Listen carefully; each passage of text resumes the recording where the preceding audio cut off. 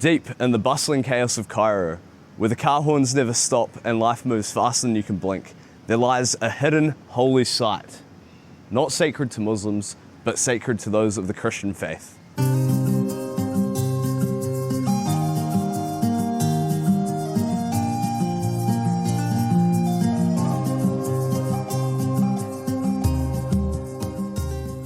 If you take a look, you can see a beautiful engraving carved into the mountain.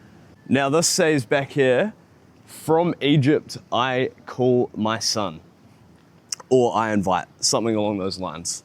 So when most people think of Egypt, they think of ancient Egypt, the pharaohs, the Nile River, and of course the Great Pyramids.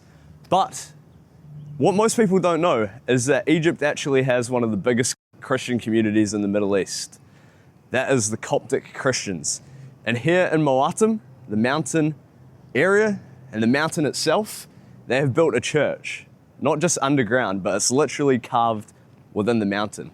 Now, as you can see outside, there are biblical scenes depicted all along the side of this mountain near the church. I mean, it's absolutely breathtaking.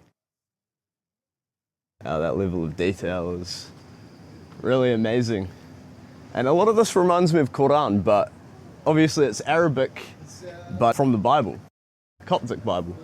And it is written in classical Arabic. Now this passage here is from John chapter 4:14, according to the internet. Don't quote me on that, but it's of Jesus talking to a woman, and translated it says, "Everyone who drinks this water will be thirsty again, but whoever drinks the water I give him will never thirst." And you can see that image being depicted on the wall. Anyway, let me take you guys down now to the first church of many here in Mokattam. Let's go.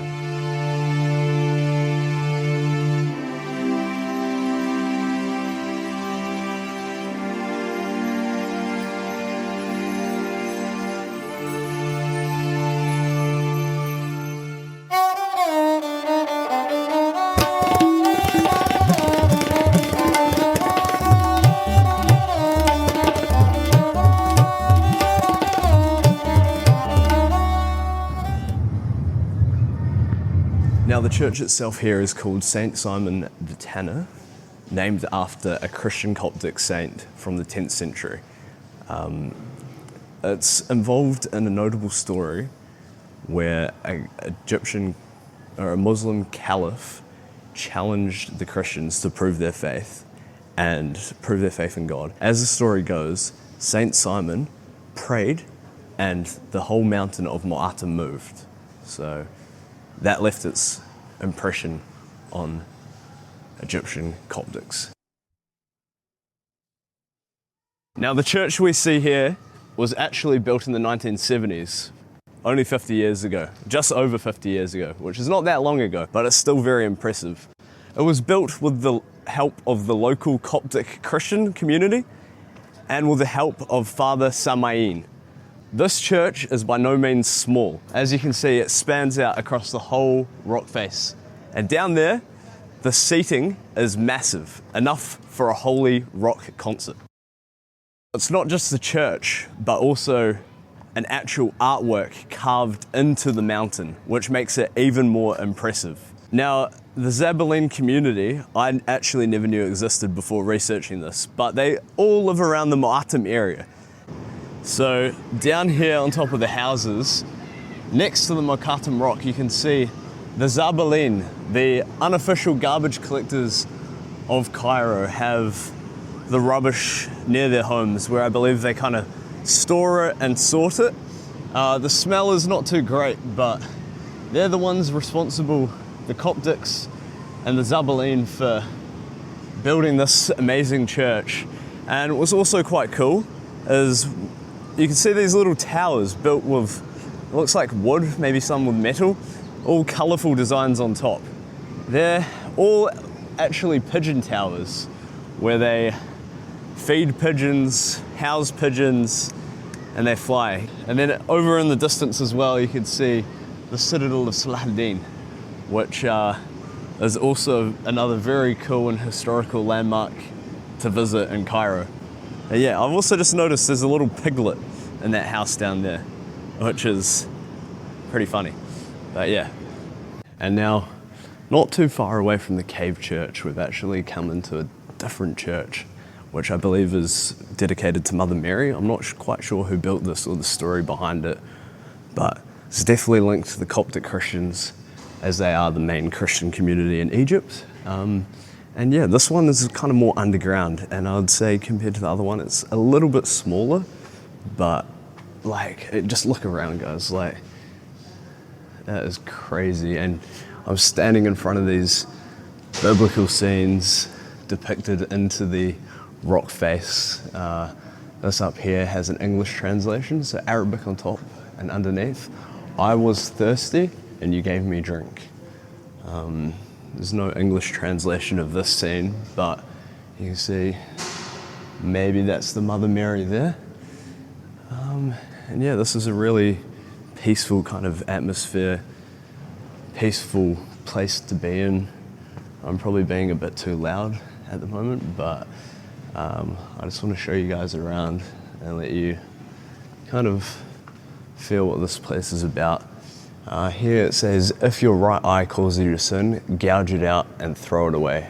It is better for you. Yeah, so I've actually just found out doing some background research about the church that if you guys remember the story of the Muslim caliph that asked the Christians to prove their faith, we basically forced them. He gave them 3 days and forced them, otherwise he was going to kill them.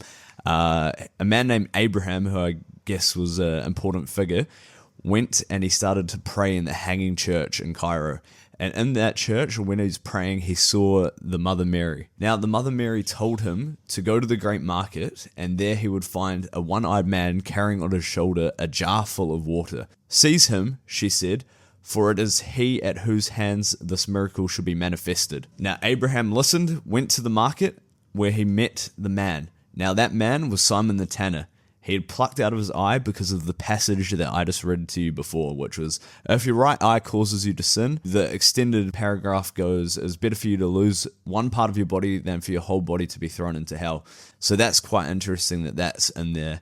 And Simon the tanner, I've also learnt, was actually someone that would go around giving water to the poor, carrying water jars. So this explains a lot of the biblical scenes showing these jars around the church.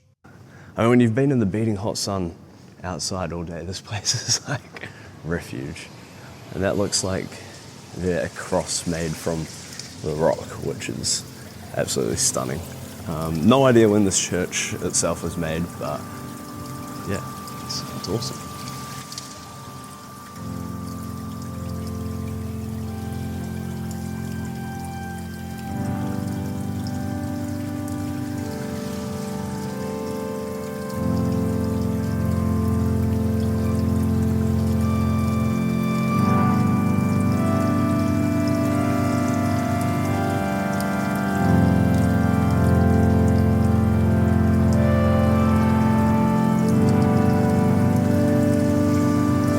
Wow.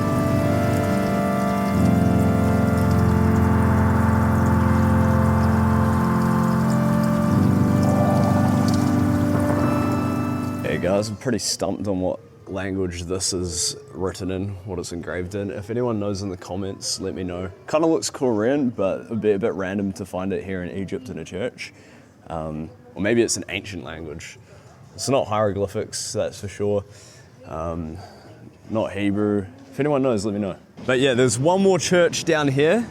We're gonna take you down and have a look and see what that's about. Now, I'm not sure of the name of this, but I think there's, around this complex, at least 3 to 4 churches. Okay, so just found, thanks to a sign, it's the Church of St. Paula. It says here that he was a pilgrim who lived in solitude in the cave, dedicating himself to the fellowship of the Lord. So all the followers, he lived with the followers of Christianity. He spent 70 years, a very long time, in these mountains, I believe. Or I don't know if it's these mountains or mountains somewhere else, but he had never set eyes upon a human face during that time. He must have been really holy, because it says here that it was testified that he was a man that the world does not even deserve the step of his own feet. So obviously a very important figure in Coptic Christianity. Apparently there's actually 2 churches within this part of the mountain. This one, translating it from Arabic, is the Church of St. Antonius, I believe, which I'm not sure of his story, but yeah, and we've got the Church of St. Paula. So yeah, let's go. I wanted to talk about the interesting colour difference between that part of the rock and the other.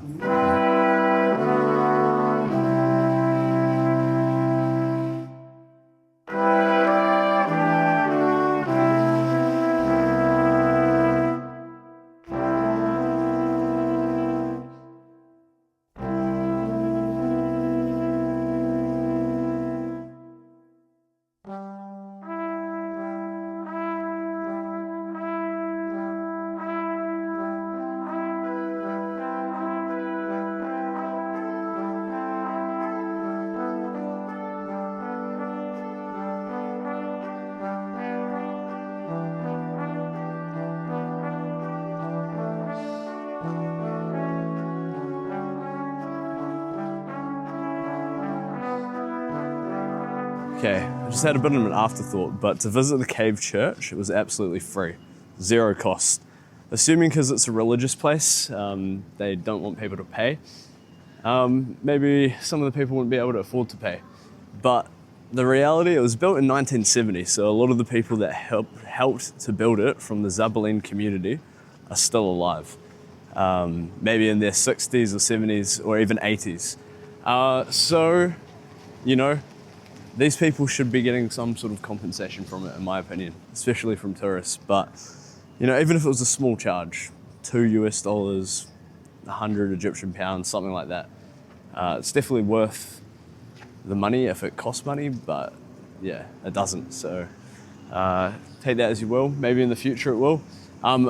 It could really go back and benefit the community, I think. So I hope you guys enjoyed this video. I hope you've learnt something. I've visited Cairo before and I never knew this place existed. So, you know, Egypt's not just treasures in the desert, it's also treasures hidden within the mountain. There's hidden gems to be found everywhere. So stay tuned to find out more about this beautiful country.